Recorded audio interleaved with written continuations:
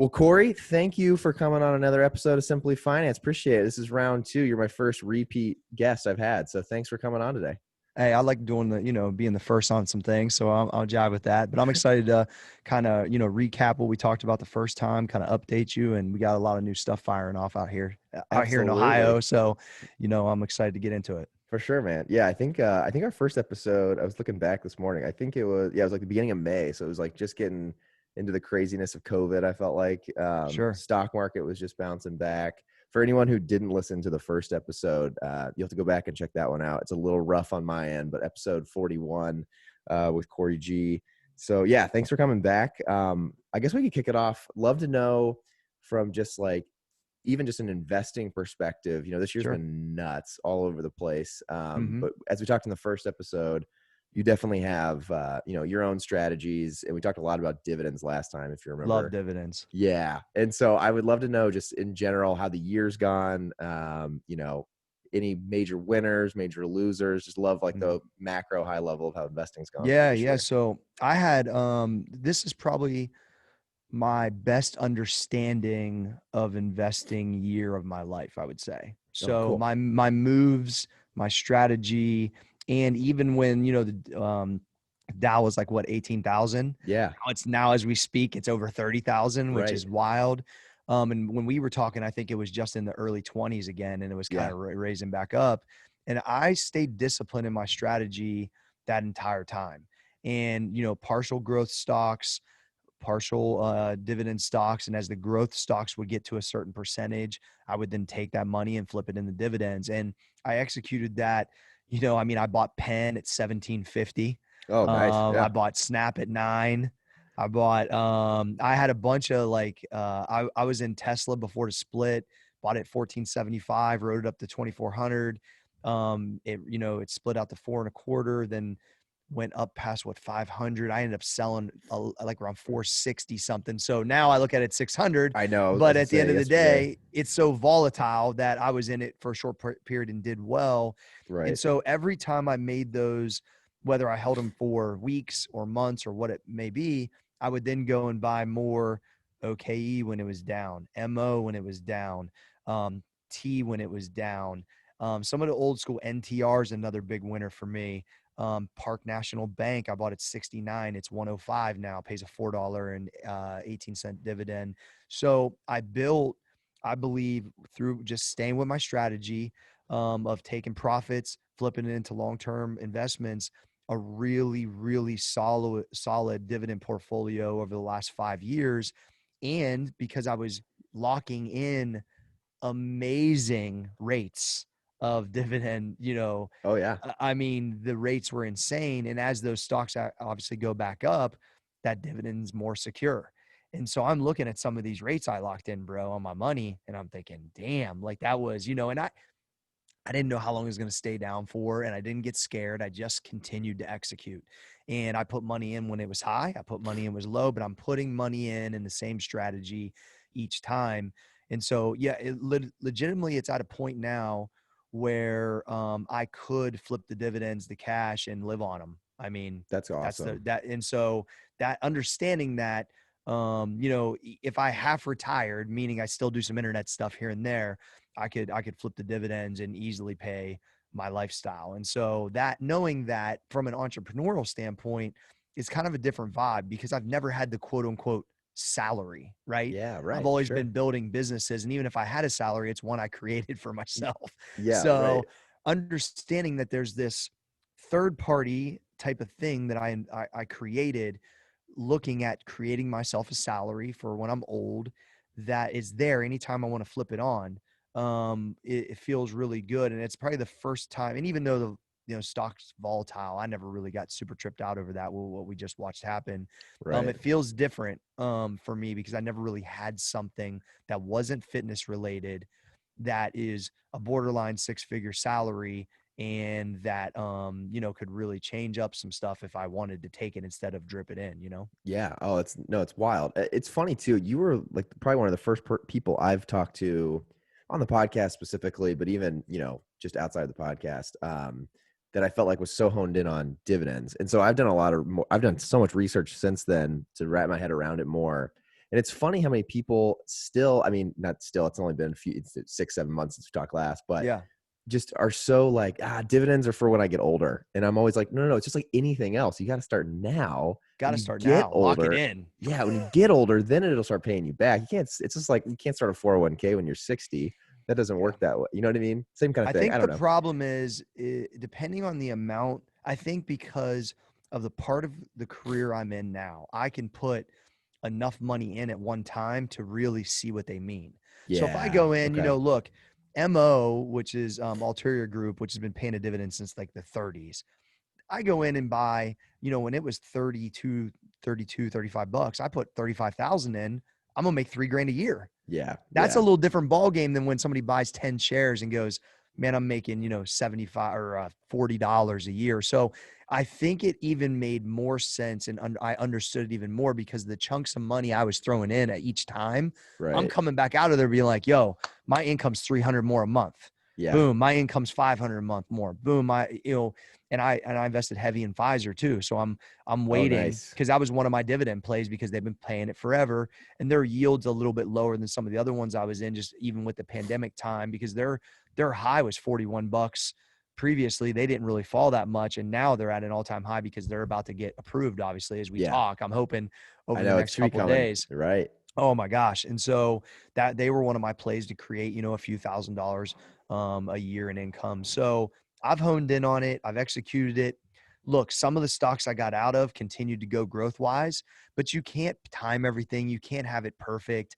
But I know I was using house money and flipping it into things that I'm going to live on till I'm old. And Okay. so that was my main plan with kind of catching this growth on some of the tech stocks and some of the other things. Oh, like rental property income. Well, just meaning like I looked at Penn, for instance, and I got out at like 50. Now it's 75. But Okay. still, I rode 1,000 shares from 1750 to $50. And then Right. that house money plus the principal, I put in AT&T, and now I'm getting Oh, paid I see on what you're that saying. for, you know what I'm Yeah. saying? So I'm Yeah. using Yeah. I'm using the profits to flip into long-term investments that I know I can, make income from. So it's a little bit of an old man play, but fuck it, like, bro, it's serious It if you works. understand it. And it absolutely works. And now I have an app called Div Tracker, which is Oh, you sent this awesome. to me. Yeah. Yeah. Yeah, it's Yeah. $5 a month. But I'm telling you, like, I get up every day and look at it just like any other business. What am I getting paid this week? What is being reinvested?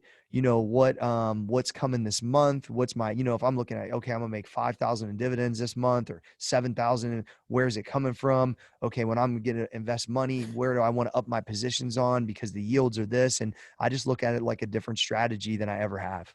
Got it. Oh, no, that's badass. That's badass. It's funny. You said something at the beginning of all this that I wanted to go back to too. Is you said you've been consistent on putting money in, and it's Yes, something I've talked about a lot on here. And I've had a lot of people reach out that it's been successful for them. And I always say, I think sometimes people get really stuck on, to your point, the amount. Like for sure. they need this like crazy amount of money to be able to do investing. And I'm always like, especially if you're using like a Robinhood or something Yep. where there's no commissions, there's no fees. I mean, you could put $5 in a week. I'm not saying that's going to like make you crazy rich quick, but if you're putting something in But you're consistently, in the game though. you're in the game, you're building it up. At the end of the year, you'll look back and be like, whoa, there's a lot more in there than I would have thought. You know what I mean? So it's like, I started doing $200 a month. I yeah, just made it a payment, just like a car payment. I was like, you know what? same. And I didn't even know what the fuck I was doing, but at least I was starting to build a Roth or a traditional. I can't even remember what I was doing back then. Yeah. But the reality is, I was doing something, and my family didn't do anything. Yeah. So it was like that was already a change now, which is wild. My 15-year-old has 3 screens. He's got a scanner that's scanning the market for what stocks are popping and where the Oh, floats are. whoa. He's got another scanner that's like he's got all the breaking points on the candles and all this stuff, and then he's watching the level 2, and it's like at a whole nother level, bro, at my crib right now. Oh, that's So he's one of those hilarious. kids that like could do the Love it. Rubik's cube real quick, and his brain kind of works that way. And so we started talking more about investing. I started giving my kids stock for Christmas as a present, and then all these talks are just more often in my household.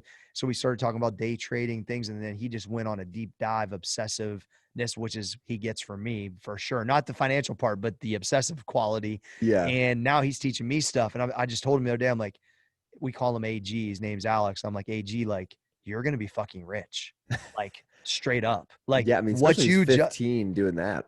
What That's you understand already is already past what dad understands, like from that type of investing. Like I'm better at this longer term dividend type of stuff and picking certain, I've done well this last year, but he understands like, hey, I just wrote it from this to this and made $30 here and 50 there. And he's legitimately day trading where I've watched him take $150 that he made working at my warehouse and he's turned it into almost $500 in the last like 3 weeks. wow. Yeah, Good for him. it's pretty impressive to watch, and part of the financial IQ change that I was really on pursuit to happen. I had this happen in 48 hours.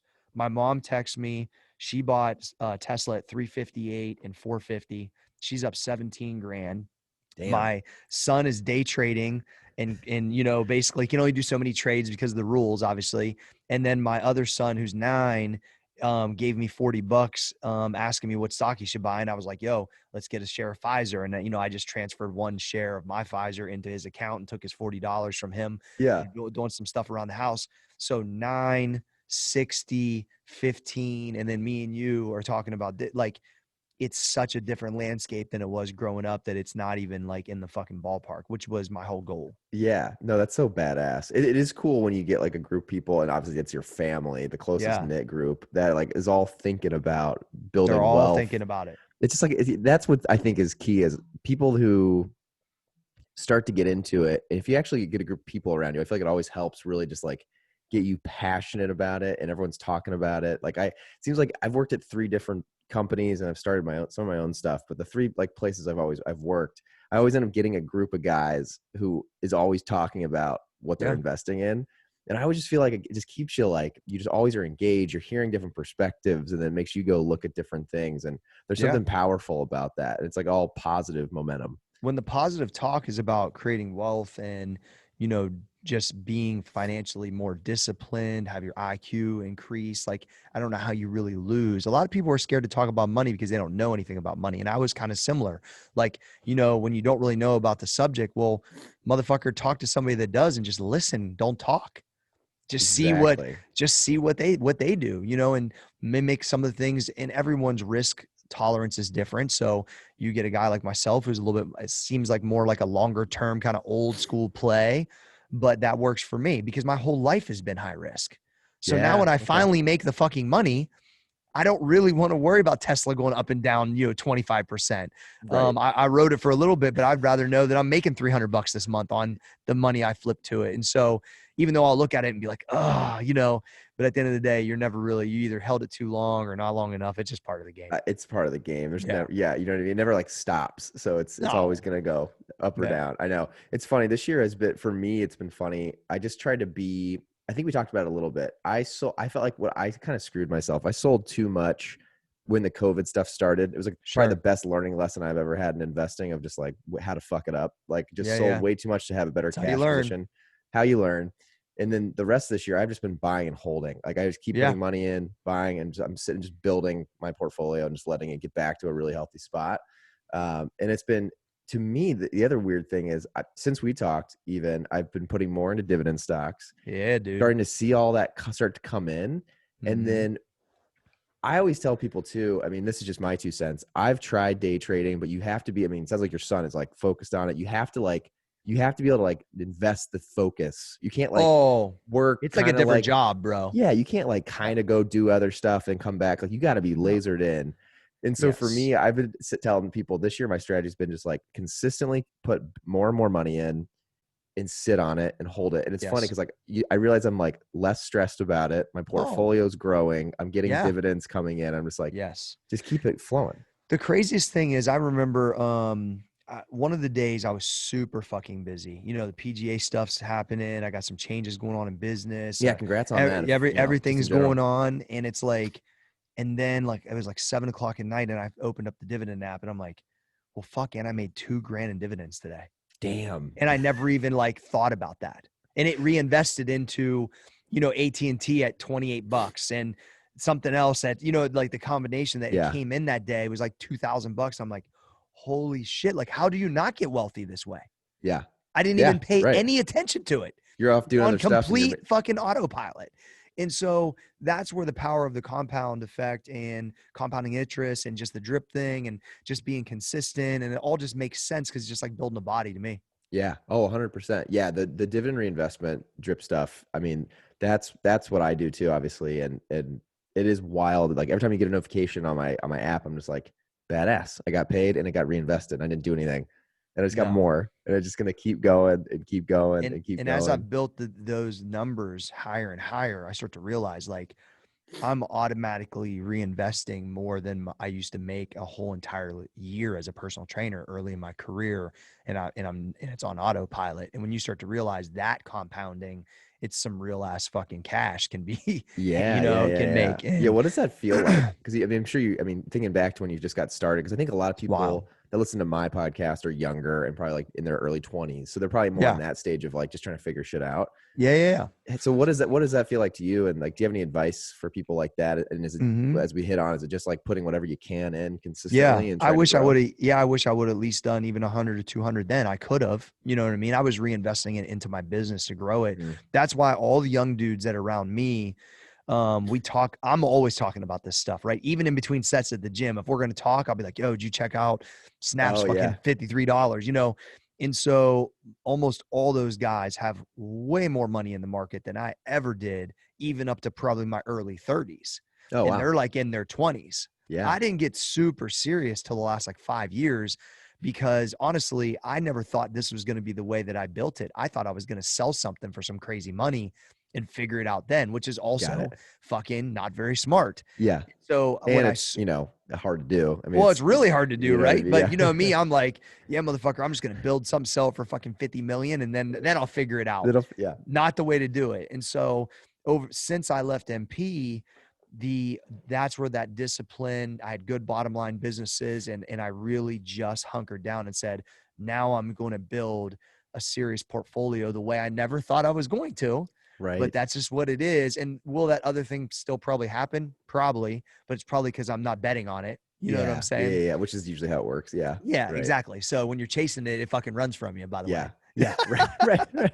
That's so funny. That's so true. Yeah. No, that's awesome. That's actually a good leeway too. So I mean, we could talk dividends investing all day. It sounds like it's Sure. been a good year for you, which is exciting. I think, hopefully most people who've consistently put money in are having a good year. It seems like Yeah. the market's just on fire right now. So that's awesome. I would love to learn, kind of switching gears a little bit to just business. So Sure. for anyone listening, I'm not sure if who knows, who doesn't know, but Cory also owns plenty of his own businesses on top of investing. Yep. Would love to know. I don't know how much I told you this last time. My background is mainly in e-commerce. So Yeah. I worked at Walmart.com and helped them build like their fulfillment network from like the Okay. finance side. That's And sick. then it was pretty cool actually. Yeah, it was a cool experience. And then I've been at a company called RX Bar, and Oh yeah. They yeah. So sold yeah, they sold. big So money. Yeah. yep. So I've helped build their e-commerce presence Okay. over the last 3 years. And so would love to learn about Max Effort. I think Hmm. your most recent company really interesting. Would love to just hear the backstory of how you Yeah. decided. Obviously, I think last time we talked a little bit about MP, Hmm. but how you decided to then start another brand in Max Effort and just like the strategy behind it. Would love to like start at high level, like what Yeah. the Yeah. thought was there. So my overall strategy was this. I was a retail player before with Muscle Farm, and I was giving away content for free on the biggest platforms that had literally hundreds of millions of views with bodybuilding.com. Yeah. And Yeah, that's so right. I think I found you. Yeah. Me and my that's how buddy, most ever, my yeah, it's roommate, how Andrew, we used to do your workouts Get all the time Swole in college. workout Yep. probably. Oh yeah. So, Oh yeah. so that's how most people know about me. The Get Swole workout, the blueprint, the busy diet, all these things, all the content I did, hoping that people would support the supplement brand. Right. And then as I transitioned out of that business, I thought to myself, okay, there's a few things I really enjoy about this business. It's, contact person to person, helping people. I've got this big platform and I can scale it and really help people get true good results, whether it's through supplements, training, whatever.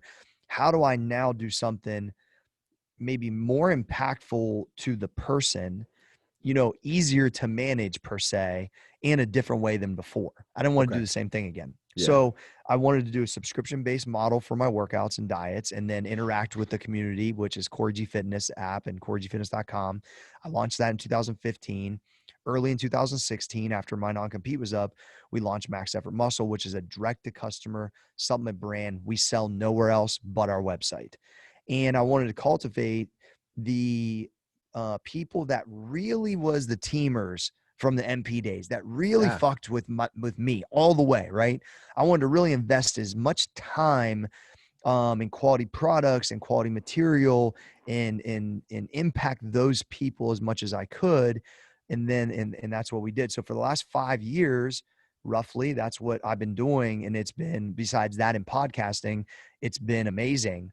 And I just recently bought out Fosco at Oh, his did you really? percentage. Oh, I Yeah. didn't know that. So that's the major change that went out. I had a previous co-founder that worked with me for 4 years, and there was we just wanted to go different directions on the brand. And so it just made sense for my ecosystem of how I operate for me to be the majority shareholder in the business. And I wasn't at that time. We owned equal parts. Oh, got And it. so a lot of people didn't know that. Yeah. Yeah. But John's business acumen is super strong. Obviously, you've had him on the podcast. Yeah. And so it's just the evolution of both of us, really. Right. I And didn't so realize it'd been 5 years either. That's a long so, time. well, almost. It was early 16. Okay. So Okay. we started like April of 16. And I think we launched maybe in September of 16 because that's when my non-compete was up. And so now it's like the integration of Cory G Fitness, which has also been super successful. And we have members in 100 countries. It's That's worldwide. crazy. It's because of the amount of people that did those workouts in India and Ireland and all over the world. So now that integration with the squad I had at Cory G, and some of those guys had worked at Max, but now those businesses, they're not fully connected, like with all the shareholders and stuff, but now they work off each other better. The synergy's better. The team is just super strong. And now it's like really, I'm able to put my personality on it even another level, which every time I've done that, it's worked. Okay. And so I just come back to what continues to work for me. It might not work for everybody, but I try to go back to what's the most organic, what I feel moves the needle, what is fun.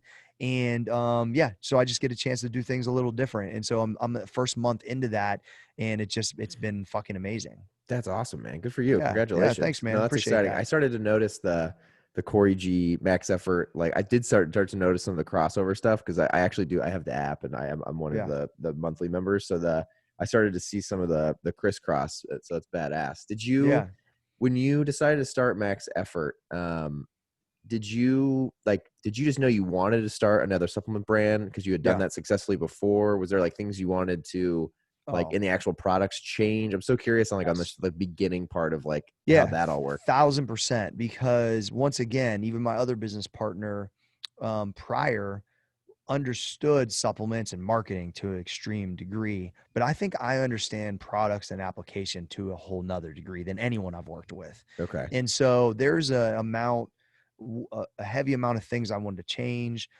from a standpoint of product quality, mixability, flavors, the way that we market, the system with the stack model. There was like a bunch of stuff that I came into this business, and then John offered, a ton of value too at that point from marketing and stuff. And so there was just a lot of things that I learned through the retail business I would never fuck with again.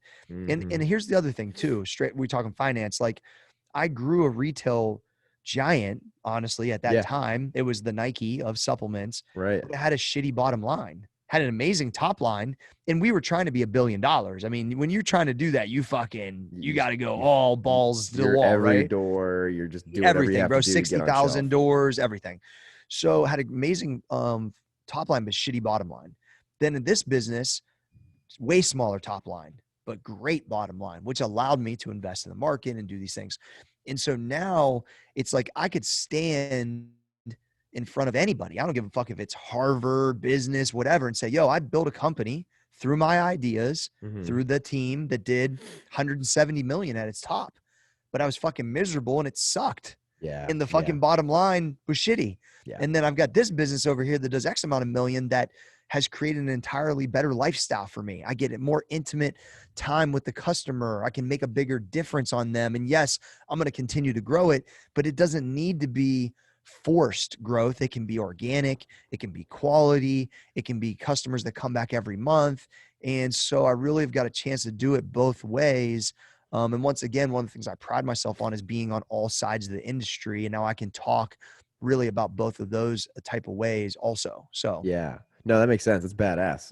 That was one of the questions I had was, like I said, I come from the e-commerce world, and especially like at RX, they're a good example of D2C, like yeah, really growing their D2C business first, it's and huge. then they grew. They kind of did it backwards. So they did like e-com, and then really exploded in stores. Sure. But now their e-com business, it's not quite as big because now They're there's just everywhere. distribution everywhere. Yeah. Yeah. So that was a question. It's just like, is that going to be the long-term strategy for you guys? Like, have you ever So thought about doing like FBA Amazon or anything else? So now what I'm working on is an international partner because right now we're only Love it. domestic. So Okay. I have some, relationships from the past that I can reach out and say, look, I want to sell to these other 15 countries to help service the clients I have on the site and some of the other new owners that we have that have big followings. And it's like, I need a platform that's one spot I can send them to that they can buy it in the UK, buy it in Ireland, Yeah. actually it's the same, right? Buy it also in India or wherever. Yeah. And so I'm working on that right now. And then I think I'm going to work on I'm starting to work on some mom and pop stuff. And when I say that, there's no disrespect. It's just like single operators that were like myself that need an opportunity, that are really high quality, that'll keep the integrity of the brand.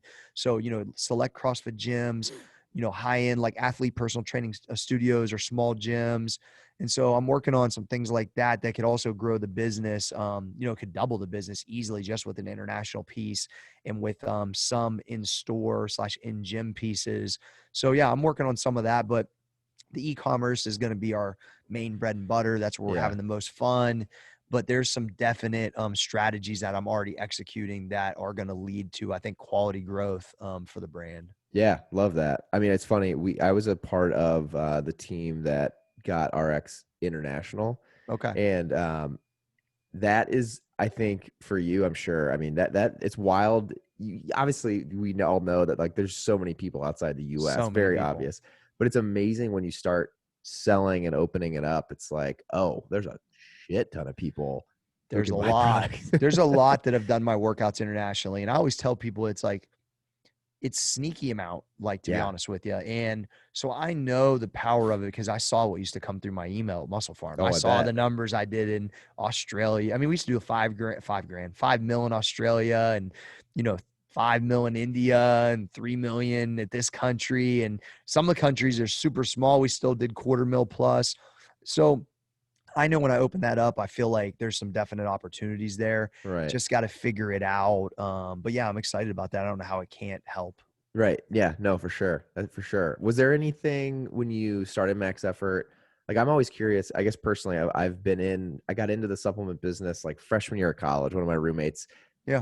gave me like my first pre-workout. I'm like, what the hell's this? And that was like when I started like Mhm. really lifting weights and stuff.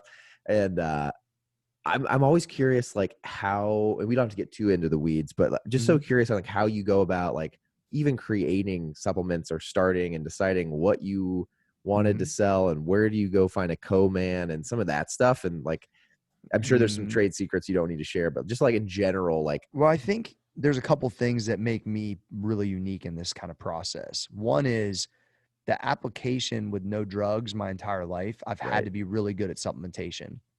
I've taken as a customer prior to Muscle Farm every fucking pre-workout to try to see what I liked. Yeah. I couldn't break it down scientifically to you, but I could tell you what I feel, right? I Okay. could tell you the results that I have. I could understand if it was sustained energy or if it was quick energy. I could a real pump over some fake shit and like this much creatine over that much. Like I have like an intuitive, like kind of application level that's very, I think, extreme than most. So Okay. that's where like a lot of my knowledge. Then at 21 years old, I started going to Dr. Eric Serrano, like to just for him to be my friend, basically, because I knew he was a formulator in the industry and he happened to Ah, live in my town. And so he's a general practitioner, MD, who happens to be really good at this. And got it. so I was literally taking a product that had his name on the front of it, had zero clue where he was located. I'm like 21 years old. I Google search at that time or 22. I think the internet was just starting basically, Okay. Yeah. or roughly was, around for a couple years. And I found out the dude's like 20 minutes from me. Oh, wow. Oh, that's And cool. I was like, dude's got to be my best friend. Like I started reading about him and I was like, he's so fucking smart. He helps a lot of drug-free guys. And so I just started showing up at his office with no appointment. Oh, Just no till shit. and finally, like the third time he would talk to me and he was like, what do you want? I was like, bro, I just think we should be friends. Like, I want to learn. I need this. And he just fucking laughed at me and was like, okay. Like, and literally I call him my Puerto Rican dad. He's been my That is friend ever since then. hilarious. So for 20 years, and he learned under Mario Di Pasquale, who wrote the Anabolic Diet. Okay. Yeah. Mario, Dr. Pasquale is like in his 70s now. He was really revolutionary on the high fat dieting, triggering insulin naturally to keep like a hormone response, like you're on drugs, but you're not on drugs. And so like I was doing high level amino acid protocols, fat loading, all these wild things, these crazy creatine loads where I was taking like 37 grams of creatine a Oh, day wow. on body weight. And like, so I did all of this wild shit when I was a kid under the tutelage of these guys. Oh, And I so didn't what a know lot of that. people don't know that I was like in the weeds early because they knew I was actually eating and training like I was saying.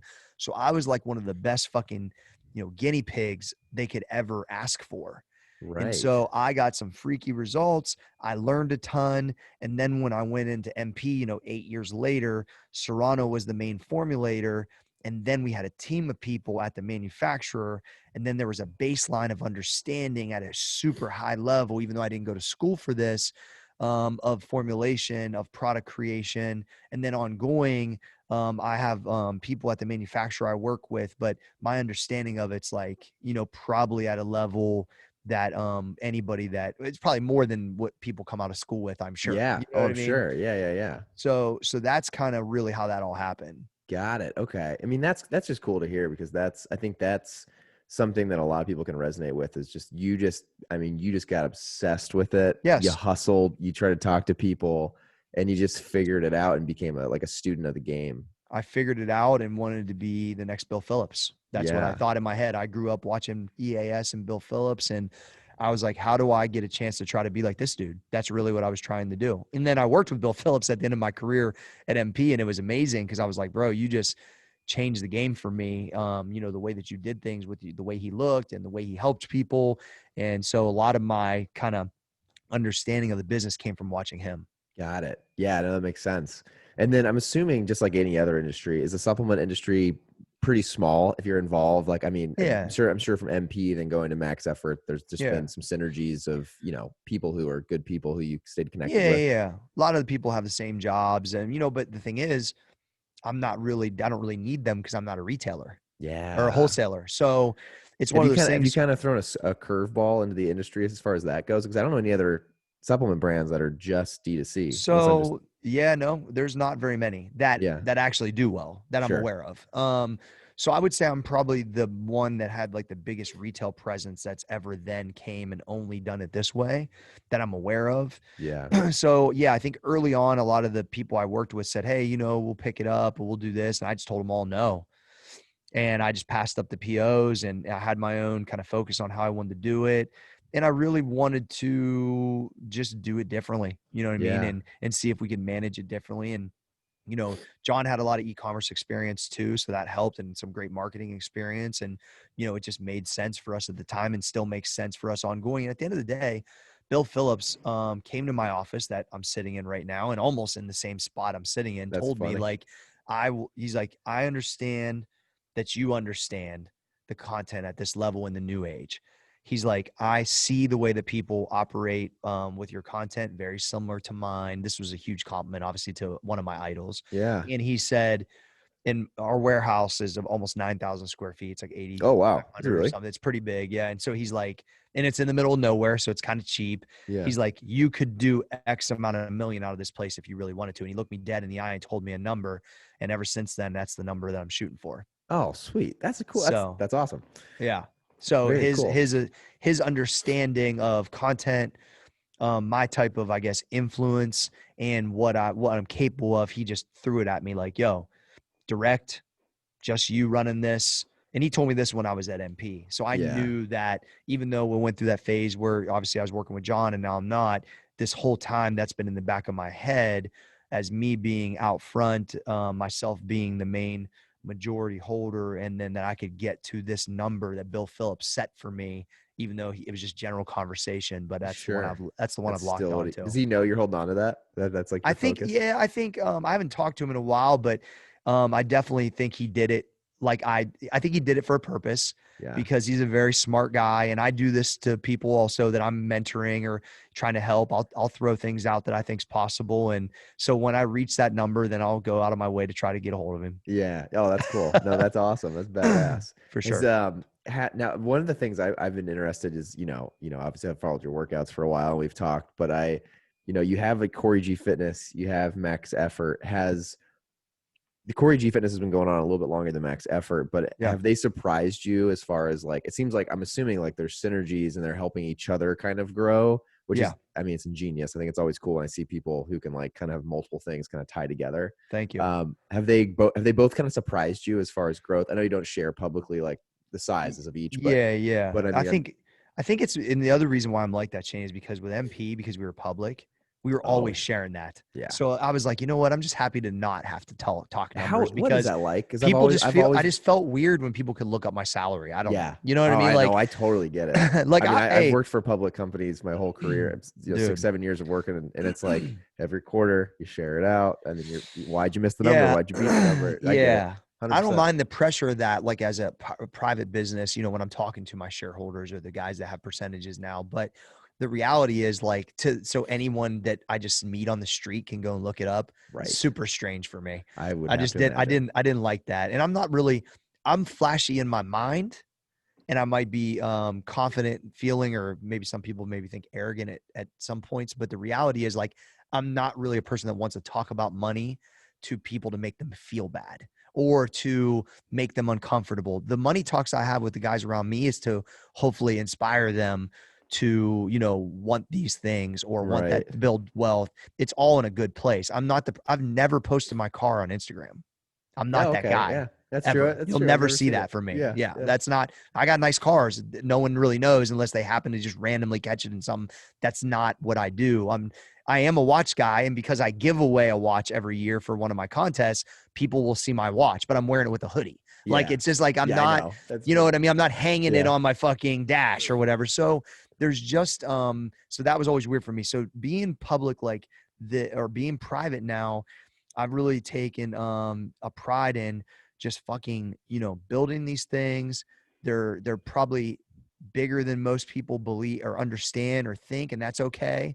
But it's like one of those things where they've both the website surprised me early because I had no clue if it was going to work. I knew I could sell supplements when that time Sure. came. Yeah. So I didn't understand and I was early to this because the shift happened in the entire industry this way.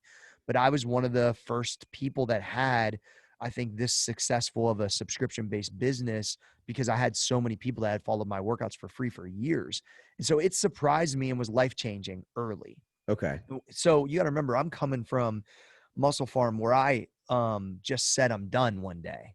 No one, I think Right. the new chairman in that eventually would have pushed me out. But the reality is I called them and said, you know what, I'm good. Give me the severance package and I'll sign the non-compete and I'm just ready to do something else. This isn't what I started. I'm fucking tired of it. I don't believe in any of you guys. I'm out. Yeah. And so, then I wrote in this contract, I could do the Reebok deal. I signed a deal with Reebok and I could do Cory G Fitness. And so the first month, Cory G Fitness showed me that, okay, this is something people really want and I can build upon this. And this could be life-changing reality for me. And so it was. So the compliment of Max Effort's been great.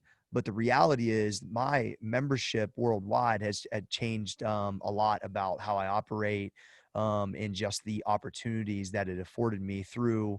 I mean, I gave away free stuff for like a decade. Yeah.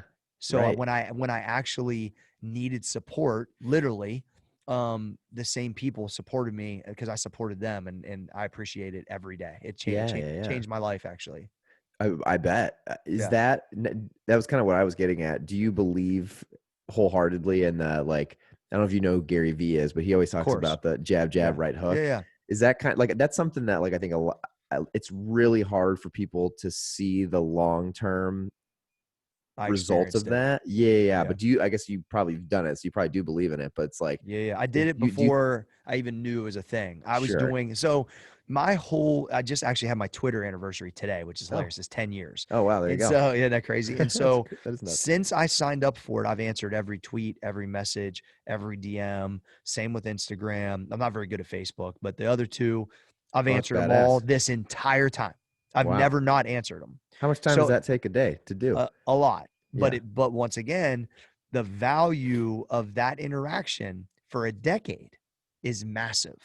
And so I was giving away free information, hoping that you buy supplements, but I never knew if you did. Yeah. I couldn't track it, not Right. then, Sure. especially with the retail environment. And then I was highly personable because I acted like no matter how many people I had following me, if you walked in my gym and asked me a question, I would answer it. And that's how I operated this entire time, straight from the Ohio Valley, the same way I would answer if you came to a hardcore gym I grew up in. The guy would say, yeah, man, put your hands in like this, take your creatine that way. And so that's just the way I've done it this entire time. And I think I was able to create thousands and thousands of quality interactions every year that's now compounded into a couple of really successful businesses. That's so badass. Yeah. It just seems like it's just like the investing we talked about. It's like slow chunks, just keep Yes. going. It's You're not just really putting that in the work. sexy. Yeah. Right.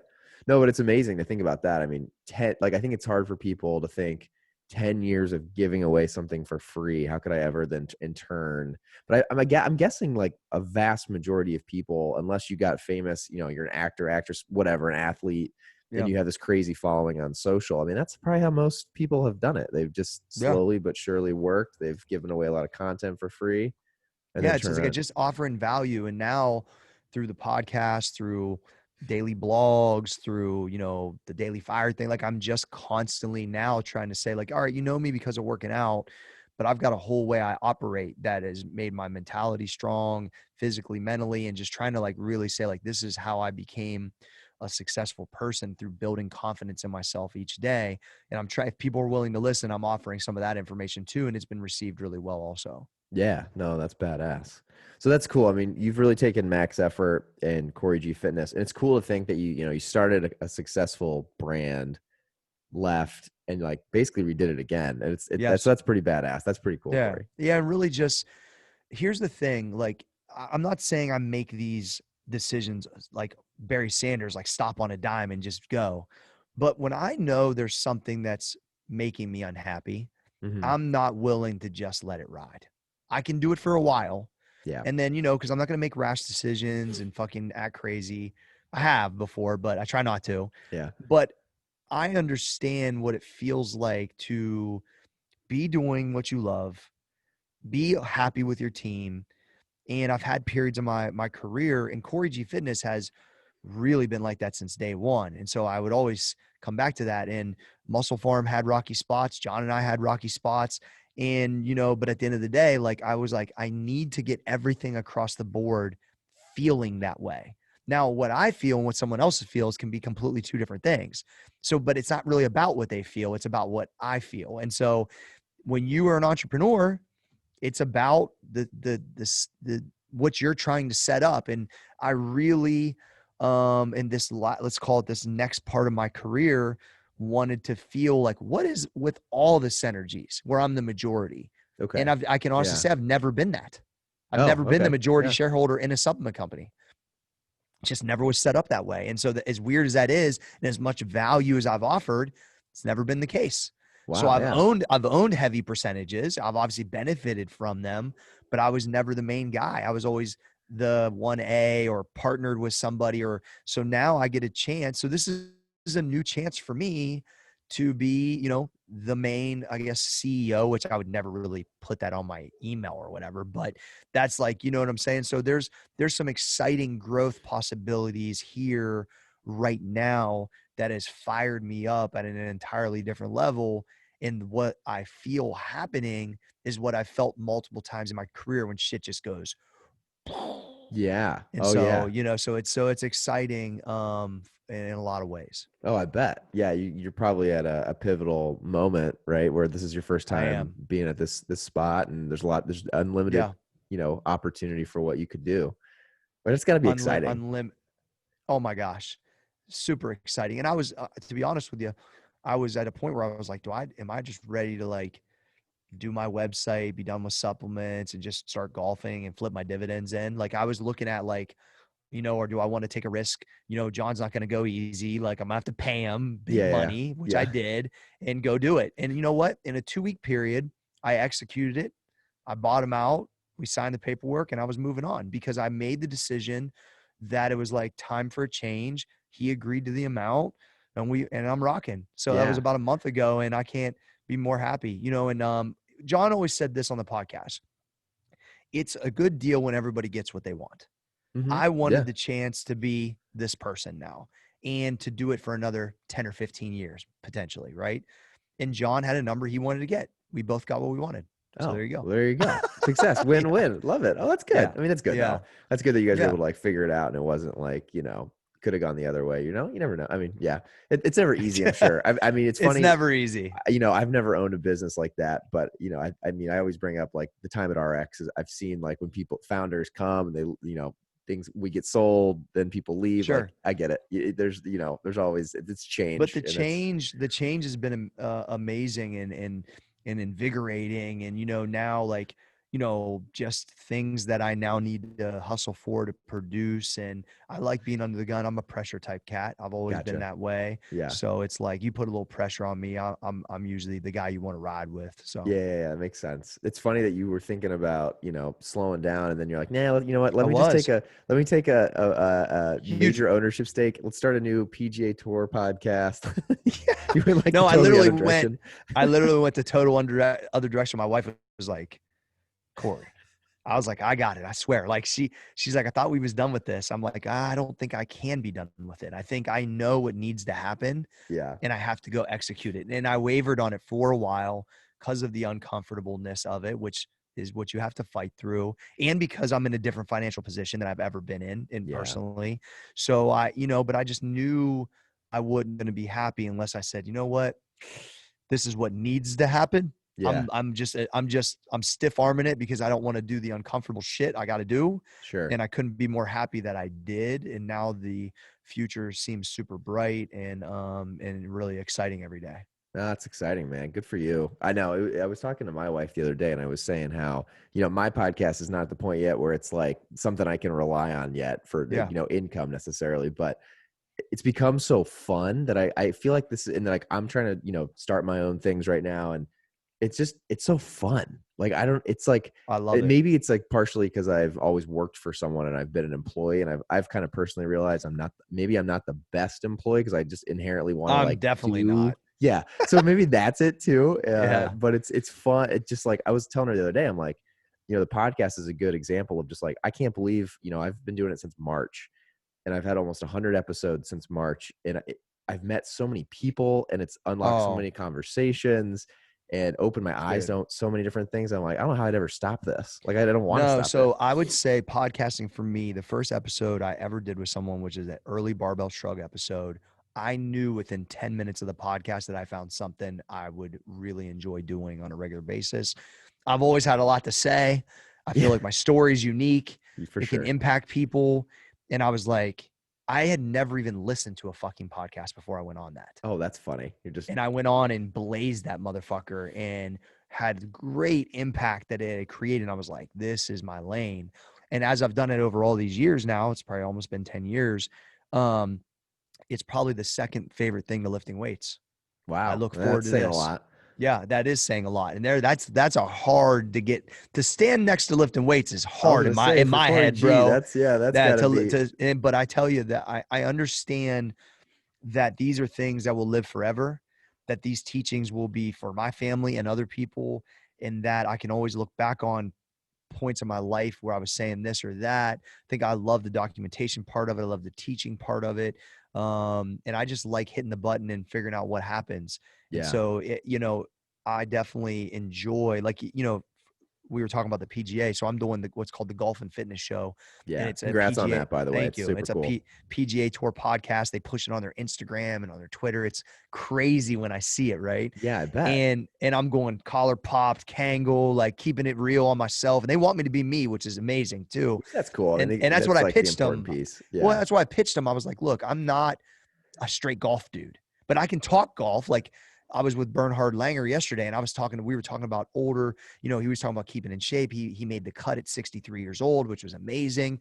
And I was like, well, when Tom Watson was at the British Open and got second at Stewart Sink, like it was so inspiring because of how, and so like referencing things in golf that I just know because I've been a fan to other like bosses, to them to understand that I at least understand the game, but I'm actually trying to extract the fitness things in like mindset stuff. Man, it's been really cool. And then Gary Player, I mean, he was my first episode. That's like one of my idols in life.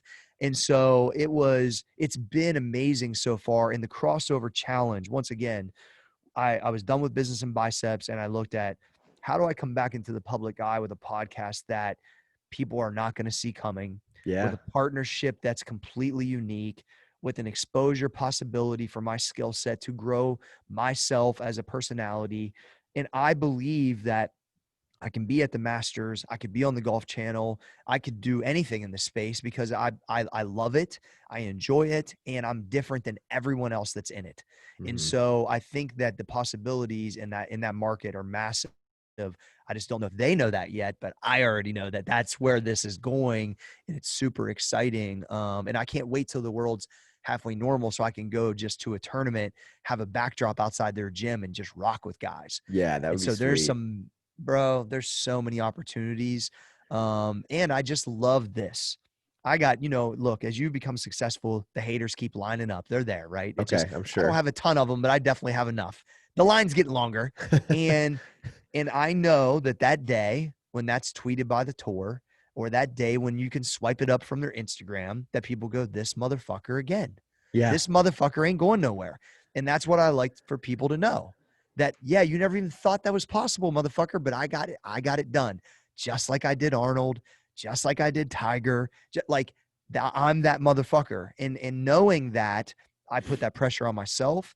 I have that. I think of these wild things in my head that are possible, and then I just push to see if they are possible. And in a lot of these things that, most people would think like, huh? Like people are tripped out by it. It's funny. Like people are like, I never saw that coming, dude.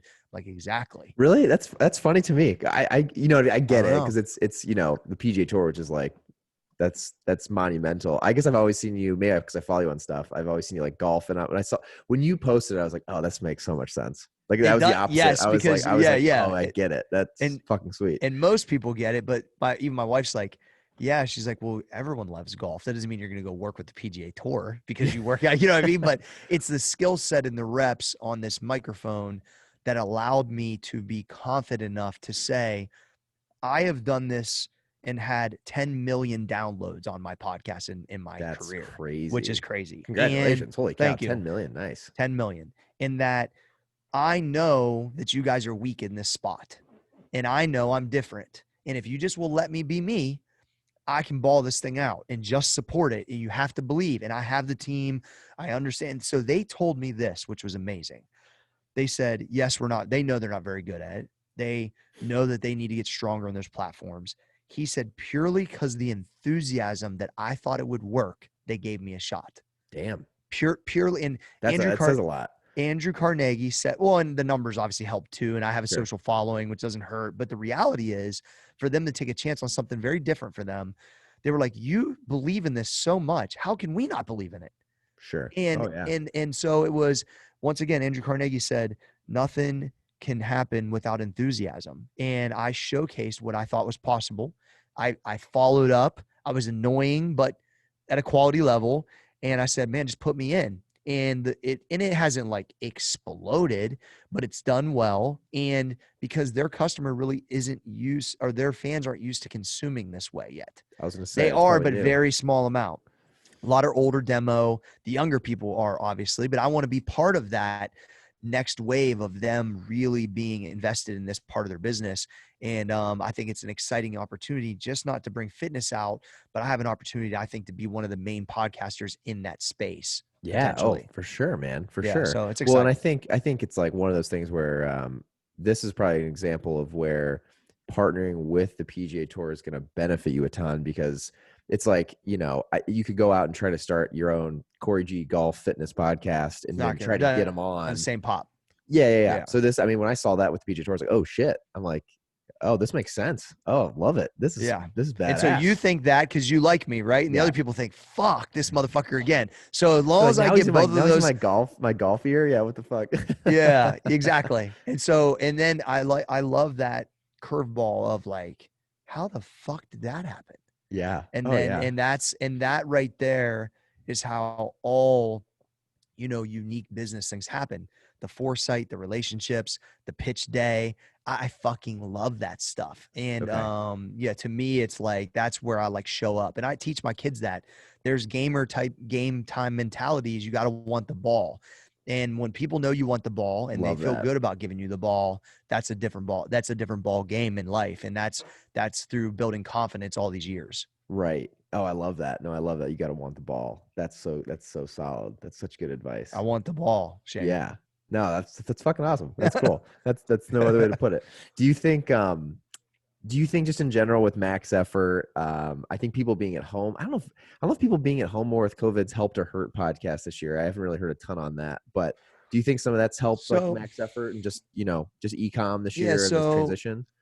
it's been interesting because the site grew quite a bit because Okay. people needed more home workouts. So that's why Right. during the quarantine, we were working double time. I was putting out bands Yeah, and you body had weight, get stacked with dumbbells, body weight only. Like there was all these solutions. after I had you on, I was on your app, but then I actually had some other buddies I got into it after I had you on that I'm close with. And Okay. I was laughing because we had a group chat, and the guy that was best man at my wedding, his name's Andrew. He's the one I got into it with, got into it in college with your workouts. And Sure. he was like, this motherfucker has a new plan every goddamn day. He's like, Yes. I how does he literally went double time. he was making me laugh so hard because he was just like, I don't understand how he keeps putting shit out. It's like, it's just every day I feel like Well, he's got a new plan. in hits, bro, I look at myself like a fucking, like a rapper, which is funny. I'm like, I Yeah. got to keep on putting out hits and albums and in blowing people's minds. I Yeah. literally thought like this, you're going to laugh. I was like, I think it was when Lil Wayne was like on like 7 of the top 10 hits. I don't know, it was Okay. like 2010 Oh, I or remember whenever that Yeah, was. He yeah. was on literally like everybody's track. Sure. I was like, motherfucker, I got to be like that right now. I've got to be on every podcast, fucking have workouts constantly, have the solution for the fucking problem. And when I was able to do that, the business grew 25% Wow. during quarantine because I was a solution-based person. And then I get a chance to retain those people through my normal skill set. And so I think there's just timing when you gotta I literally was working twice the amount during the quarantine than I do. Isn't Even that currently, crazy? probably. Because I think that's something that I've connected with a lot of people during quarantine, and it's like this podcast happened because of quarantine too. I was like, you know what? Yeah. I'm not gonna sit around and like not get shit done. I want to like start Sure. something with this extra time. I'm not commuting to the city anymore. I have like 2 hours minimum a day that I'm not in an office. And it's funny how people like you, like me, have done that. And a lot of people have unfortunately like kind of just like done a lot of the other things that aren't productive during this time. But that's cool. It's cool to hear that like you took the opportunity to I just saw like it as triple an down on yourself. opportunity. Yeah, triple down, showcase the same shit. Look, I'm bored too. Me and my wife are drinking by ourselves on Friday night, trying to have our own parties. I mean, we were going through the same, and even my daily fires during that period were very based around I'm soul searching for stuff. So I just really doubled down on my work and try to offer even more value for the same cost. It definitely benefited both businesses. And yeah, honestly, dude, coming from a blue collar background, I'm just happy I got a fucking job. Yeah. I remember when my dad didn't have a job, when the coal mine was on strike.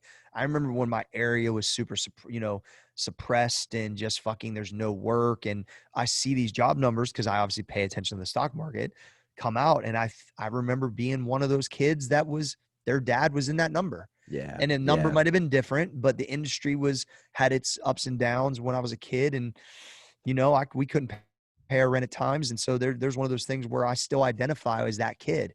And, this process has healed him over time, but I'm still that guy. Yeah. And so Right. to me, there's a gratitude for that I still can provide for my family during this time, to be honest. Gotcha. No, that's a good perspective, man. Yeah. I mean, you look at those numbers, there's a lot of people. A lot of people don't have the, It's a lot of people, bro. yeah. Yeah. It's a lot of people, especially in, Midwest in our area too. I think there's a lot of that going on, unfortunately. Absolutely. And so I have a, there's always that spot of I was one of, my family is one of those numbers multiple Yeah. times. Right, right. No, that makes sense, man. Well, I'm happy for it. It's funny. It's the one thing it's always consistent with you is it just seems like you're always fucking moving and you're thinking of new things. Yeah. I'm one of those people. It's funny. I think we talked about it a little bit last time. I wear one of those whoops, Yeah. and I love it because it keeps me on track. But sometimes I'm always like, I'm not gonna lie. There's days where I get up and I like start doing my stuff. I have my own routine in the morning. And I look down and I see, I'm like, God damn it. I'm like, Cory's been up for 5 hours. I see like on your Instagram story or something will pop up. And I'm like, this dude's been up for like, what has he gotten done in 5 hours that I'm just getting So started much. on? I've Just, got so much done, Shane. I know. And that's so just one of my final questions, because it's something that I think is interesting. And I actually saw you posted something about it the other day. That's why I wanted to ask was Yeah. you were saying how like, it seems like for you, your mornings and your weekdays, you just like It's weekdays. hustle. And then Yes. like on the weekends is when you kind of like catch up per se. Yeah. Do I don't even you, know if that's a scientific term, but yeah, yes, I have that's no what I'm idea trying. either. I don't know if No, it's real, but in my head it is.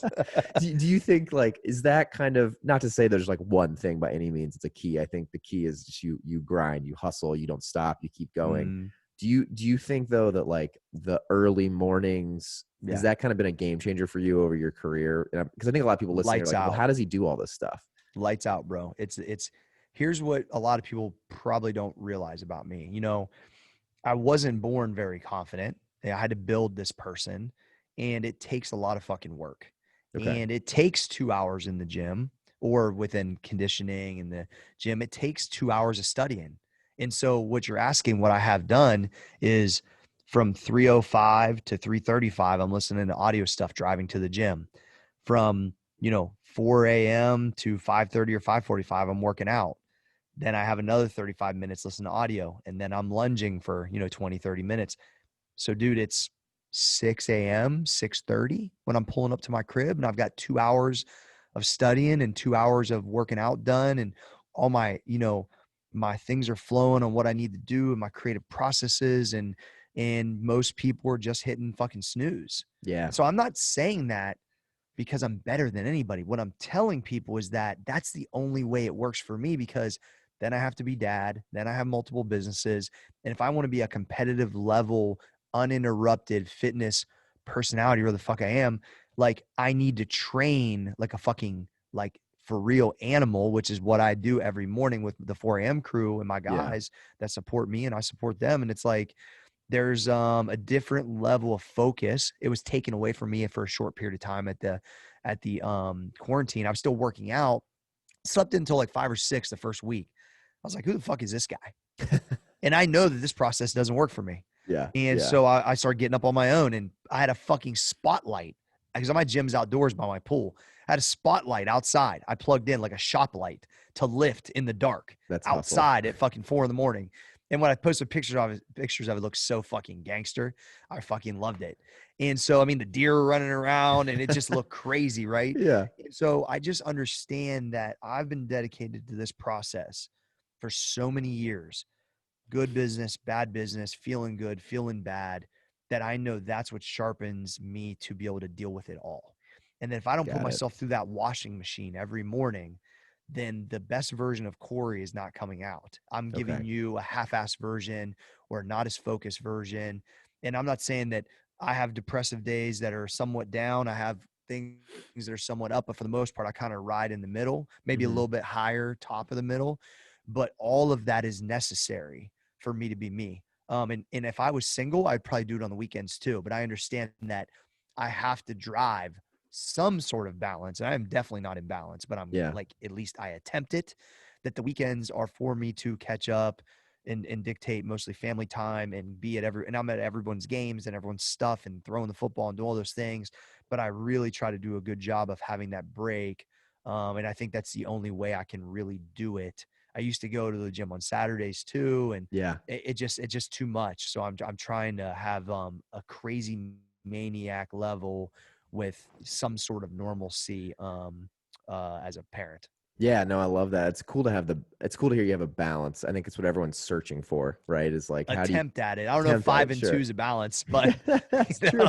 That's true. it's an attempt. Yeah. But I do think, I mean, it's interesting because if you weren't in the fitness industry, but you were just in, like, I guess maybe someone like me, like I mean, if I don't work out any given day, especially my lunges. My wife now I've turned into like this lunge freak from Love it. you, which is funny because I'm just like, okay, no matter what, I have to do this today. Clarity of mind after that's crazy, isn't it? 100%. And Yeah. so it's funny where, like, I'm not in the fitness industry, but I'd be curious for you if, like, you would still be getting up at 3 if it, like, wasn't, part of your career to, like, So you that know, you that's know a what I'm great saying? question Isn't that because funny? so there's only, let's say, a handful of guys in the crew that are. The rest of them aren't. And there's like 20 Okay. and there's like 20 of us. There's So 20 guys in that 4 a.m. crew. correct. Oh, damn, Yeah. I didn't know Like that. now, most of the time it's from 12. It depends. Some guys are missing and whatever. Sure. But the reality is there's about 20 dudes that attempt to come, pretty often. Okay. And so, but we have like the gamers that never miss, and we have guys that are a couple days a week. But the group of guys that are savages for sure is like about 20 guys. And so there's only a handful of us that are in fitness. The rest of them just, love the fucking gangsterness of being there. They some guys drive 45 minutes, so some Damn. longer. It's a serious group of motherfuckers. I can And tell so, that for yeah, sure. most people can tell, right? And Yeah. so it's interesting because I always knew I would probably compete and lift weights no matter what I did. Because you got to figure early on, I didn't even know if I could do it for a living. I thought it was going to be like a factory worker probably, or a coal Oh, miner, okay. and I would lift weights, or Yeah. a teacher. I really thought that's what I was going to be, because personal trainers seem like, what's that? Like no one did that where I grew up. Okay. So it's one of those things where I always knew I would do that, but I can't tell you, I would want to say yes, absolutely. But I don't know if my situation was completely different. If I was like just a business guy, let's say, but it Yeah. wasn't fitness and I didn't have to be there at that time, I would like to think that I would, but I can't tell you. I'm just so wound in it for so long. I don't know anything different. So, Sure. but that is an interesting perspective to think about, because then it doesn't, like, my actual physique reflects my business. Right. It's the numbers say it every time. When I'm super dialed in and lean, it doesn't matter how much I squat or whatever. When I'm in powerlifting phases, I make less money. When I'm fucking ripped to the bone and I'm in there getting crazy pumps and wilding out, all my businesses are popping. I know exactly what needs to happen from a physique standpoint. And I go in waves of things I do or get onto, but I understand exactly how it affects everything. So it's a must at this point in my career to keep a super high level from a practical application standpoint. Yeah. No, that's wild, because that's kind of what I was wondering. It seems so interesting. Yeah, because it all is, again, it's all intermingled, and it all works together in a crazy way. For Do you sure. think that like, I think the one question I always think about is, like, you get so much less sleep than the average human being. Do you ever Sure. feel, I mean, are you just exhausted by the end of the night? Like, Well, when I wore the Whoop band for about 3 months, my sleep quality is 97%. so So you're not sleeping long, but you're sleeping. my quality is probably better than most people that sleep 8 hours. What's your So secret of that? it's all, I think it's all nutrition related. Uh-huh. And Okay. think about this. I am exhausted when I get to the end of the day because I put out a ton of energy. So when you're fucking focused and you're passionate and you're fucking all in, you are tired at night and you train, right? Yeah. So it's like, then, I manipulate my insulin properly with my diet stuff. It knocks me out and I get quality sleep, bro. And I don't wake, like, my latency is like literally like 2 minutes. That's crazy. Yeah, I do Yeah. notice. I mean, I try to follow AF pretty tightly, and I'm Mhm. kind of in the 101 / Yeah. 102. I Yeah. probably eat too. I've realized I didn't realize this. I think I eat too many sweet potatoes. I Okay. think I have I like love one sweet a day at potatoes. least. Yeah. I love sweet So maybe I need to potatoes. dial those back. They're so good. So We just good. got an air fryer. I don't know if you've ever done that with the I sweet heard it's potatoes. amazing. I need to, though. I was like, this is dangerous. It's so good. But Yeah, anyway, that's cool. when I do the banana peanut butter, I mean, I'm pretty religious with it. Yeah, just, oh man, it's And so great. the quality, I think, there's a lot of biohacking type shit people talk about. I think I found some hacks to my life that let my quality be there for the period of time I'm actually sleeping. Yeah. Because I wake up and there's definitely days where I'm like, got to talk shit to myself because I'm a little tired and I need to get Sure. going. But for the most part, like my actual, like, do I feel recovered? Most days I do, or I'm really close to it. Yeah. And I wouldn't say like I feel better that I went through the process than I ever would if I slept an extra hour because I was a little tired. So Yeah. to me, being a little tired at 2 or 3 o'clock by the end of the week, on Friday, I usually try to shut it down a little early, try to go get some beers with my wife or do whatever. Right. But it's like, but yeah, man, it's just part of the balance. But I feel like it hasn't really affected me as of now. No. Okay. Got it. No, it's good to know. It's interesting to think about. You're one of those people I know that just like you're awake so many hours a day. I've always been curious how that goes. My last That's why question it's hard about to take. That's why it's hard to take my spot. yeah, right. Yeah, hey, that's a good way to think about it, man. Right? If you're up and going, who's Somebody wants it, Shane. I know that's a good point, man. That's a really good point. My only other thought I was curious with is, I've actually been trying to really dial in, between all my stuff during COVID, like the perfect, not perfect, but just like the different training methodologies and really Mhm. been testing a lot of stuff. Sure. Curious for you, because you've been in the game for so long. Mhm. Have you found that, because you do a lot of powerlifting, bodybuilding with the lunging, Yep. have you found that for you, obviously, I'm guessing is more advantageous than, let's say, like higher intensity stuff like a CrossFit type workout? Or and For I'm just sure. curious, like how you've tried. I always tell you're always tinkering, you're always Tried trying. everything. How did you land on the type of training that you focus on? Well, yeah, I landed on it because my goals were different than most. I wanted to be fucking shredded and strong. And it was hard to execute those at the same time. Because when I was super shredded, then because the conditioning that I was doing, which was more running and those type of things, I would get weak. And then when I was Mm, super strong, I wasn't that marketable because I was kind of fat, to be honest with you. And so I was like, how the fuck do I figure this out? And then when the lunging was dialed in, my conditioning became a level of GPP that made me strong, but made my metabolism crazy fast. And then when I wound that all together, I had some of my best powerlifting lifts. And then also some of my, I was the heaviest and leanest of my career in my got it. early 40s. Yeah. And so right before I hurt my shoulder about a year ago, I was like floating between like 189 and 192 with like veins on like my sides and through my chest, all kinds of crazy shit. And Yeah. I look at myself some days like, fuck, bro. Like I know it's taken a long time, but I always thought I could be 200 and lean. I graduated high school like 160. Oh So wow. like, if in my career I put on 40 pounds of tissue and I was leaner, obviously, than I was when I was in high school, it's like that would be, I think, from a no drugs, that would be a really impressive feat. So Gotcha. And you just think the powerlifting, bodybuilding, lunging is just like the perfect combo. it's the perfect combo, I believe, for most, and Yeah. that's why we've had so many people take to it. Right. No, it's awesome, Yeah. man. Sweet. Well, I appreciate all the time, Cory. I mean, we've been on here for a while, so I want to be conscious of. I know you got busy stuff going on. The last couple of questions I like to just ask everyone I Sure. have on here, especially the founders, is just two last ones. One being, this is perfect for you. You have so many things you're doing and working on, and just always, building out.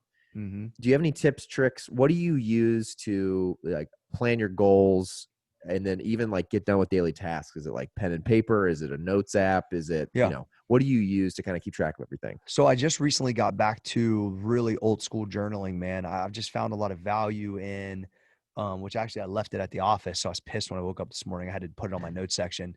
I enjoy writing 5 or 6 out just so I have to actually pen, see them physically, think them.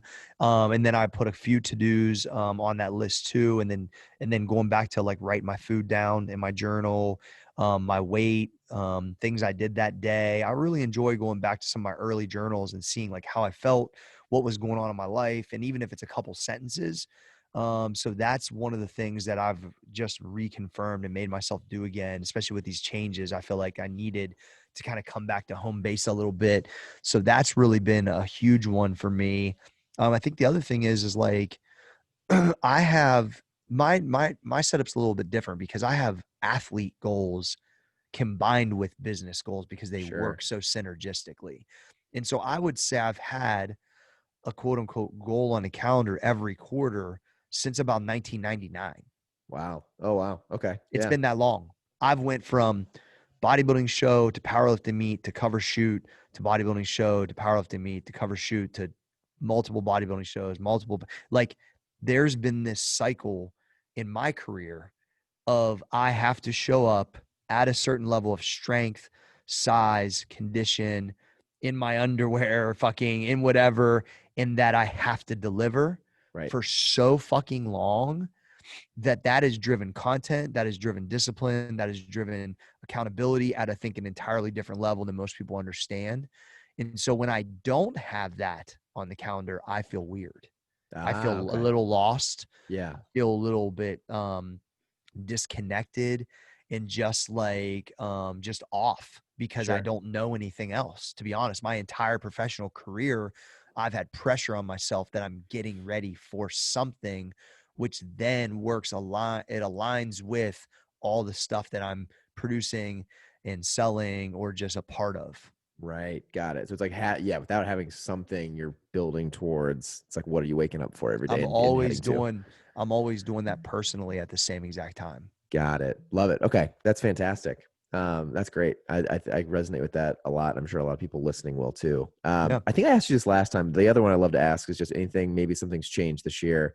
Mm. Any books, pieces of knowledge that you would recommend to people listening? Yeah. So recently, I don't know if I mentioned this last time. I've been listening to Robin Sharma a decent amount. No, he didn't. He wrote a book called The Monk Who Sold His Ferrari. And that book really is about a lot about gratitude and stuff like that. But also I've watched some podcasts with him. I like the way he thinks. He talks about getting in the flow state, talks about creative stuff. So he's a very like mild mannered, soft spoken person.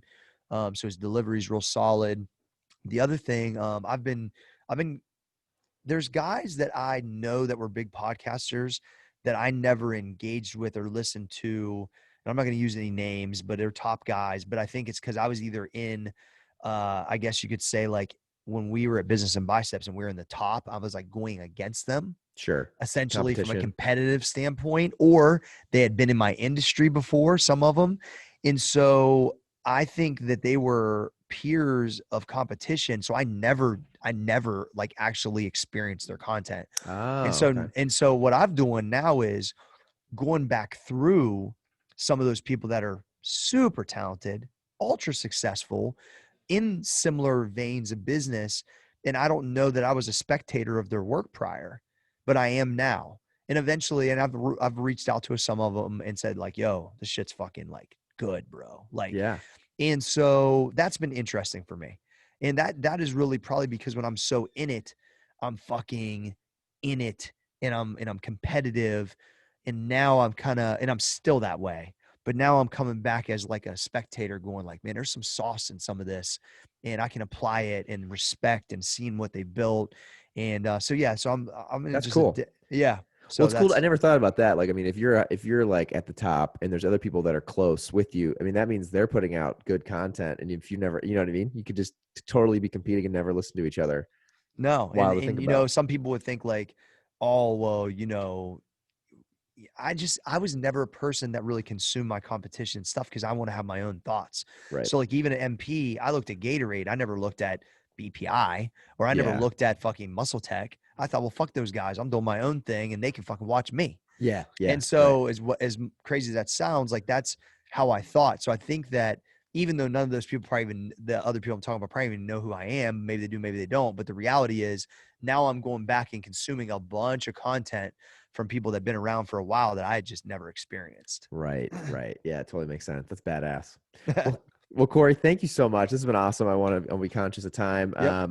Can you just let everyone know where they can find you, Max Effort, your own app, all Yep. that fun stuff? Yeah. So at Cory G Fitness on all social media platforms, CoryGFitness.com/plans will get you on the app. And then for all your supplement needs, go to maxevermuscle.com. Awesome, man. Well, thank you so much for coming on again. This was awesome. I can honestly say the quality of this one I felt was much better than my first edition of interviewing you. So thank You're you so growing much for up, coming kid. on, You're man. I'm doing good. trying. I appreciate all the support, man. You got it, man. So Have a great thank you. day. Yeah, you too, buddy. Have a good one. Peace. See ya.